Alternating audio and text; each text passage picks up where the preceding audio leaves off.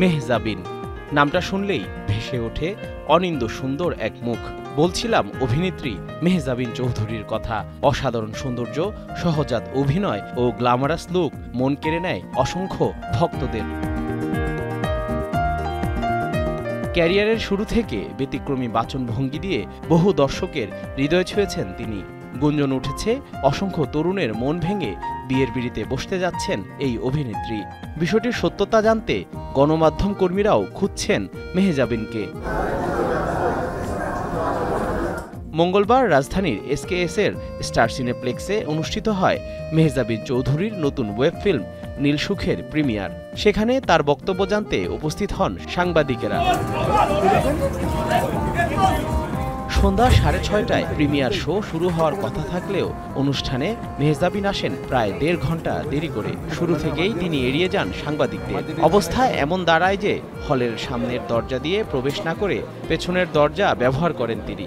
আলাদাভাবে কথা বলেননি কোনো সাংবাদিকের সঙ্গে। তবে আয়োজকরা বারবার আশ্বাস দেন মেহজাবিন পরে কথা বলবেন। ভালোবাসার রং যেমন এক একজনের কাছে এক এক রকম, আমার মনে হয় কষ্টের রঙও এক একজনের কাছে এক এক রকম। যাই হোক, এসব নিয়ে আলোচনা আসলে পরেও যাবে। অনেক কষ্ট করে আমরা এই কাজটা করেছি। একটা ভিন্ন ধরনের ভালোবাসার গল্প আমরা উপস্থাপন করার চেষ্টা করেছি। আনুষ্ঠানিকতা শেষে ফিল্মটির প্রিমিয়ার শুরু হয়, কিন্তু সব ছাপিয়ে সাংবাদিকদের আগ্রহের কেন্দ্রে মেহজাবিন। তার সাক্ষাৎ পাওয়ার আশায় হলের বাইরে অপেক্ষা করেন তারা। কিন্তু এরপরও এই অভিনেত্রী সাংবাদিকদের এড়িয়ে সিনেমা চলা অবস্থাতেই হল থেকে বেরিয়ে যান। এক প্রকার তাড়াহুড়া করেই তিনি স্থান ত্যাগ করেন।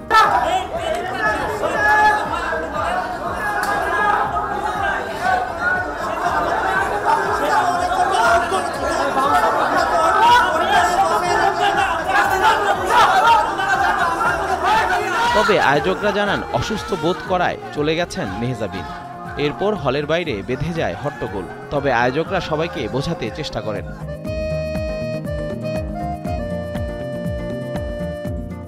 বহুদিন ধরেই শোবিজে জনপ্রিয় অভিনেত্রী মেহজাবিন চৌধুরী ও বিজ্ঞাপন নির্মাতা আদনান আল রাজীবকে ঘিরে প্রেম ও বিয়ের গুঞ্জন রটেছে।